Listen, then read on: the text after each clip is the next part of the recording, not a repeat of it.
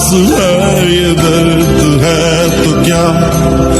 অমর ভাই কি তাহলে বাইক অ্যাক্সিডেন্টে মারা গেল? কোথায় কখন মারা গেল সবই জানতে পারবে আজকের এই ভিডিওতে। প্রথমে কষ্ট নিয়ে বলতে হচ্ছে অমর ভাই আর এই পৃথিবীতে নাই, আমাদের রেখে সেও চলে গেল রে ভাই। অমর ভাই কি চলেই গেল না ফেরার দেশে? আমার মতো তাকে কতজনই না মন থেকে ভালোবাসে। সে এখন ঢাকা হাসপাতালে মনে হয় আর বাঁচবে না, হয়তোবা তার মতো সৎ কন্টেন্ট ক্রিয়েটর আমার জীবন আর আমি পাবো না। কেউ কেউ বলো অমর অন ফায়ার মানে হাসির রাজা, আবার কেউ বলো অমর মানে ফানি, বাট সে তো আমাদের মাঝখান থেকে হারেই গেল আর দিয়ে দিল পরপারে টাড়ি।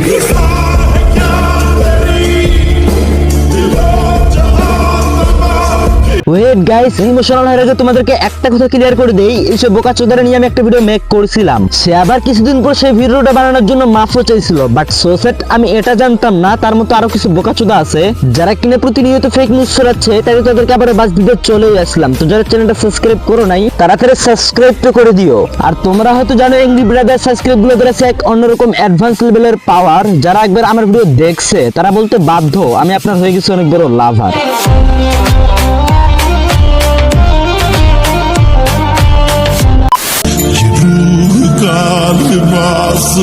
বিশ্বাস করেন ভাই, প্রথমে অমর ভাইয়ের এই ভিডিওটা আমার সামনে আসে, তখন আমি এটা নিয়ে কোনো কথা বলতে চাই নাই। তারপর আমি তার এডিতে ঢুকলাম, ঢুকার পর যেটা দেখলাম সেটা দেখার পর তোমরা অবাক হয়ে যাবা। সেটা দেখার আগে তোমরা যারা এখনো চ্যানেলটা সাবস্ক্রাইব করো নাই তাড়াতাড়ি চ্যানেলটা সাবস্ক্রাইব করে বেল আইকনটা অন করে দাও।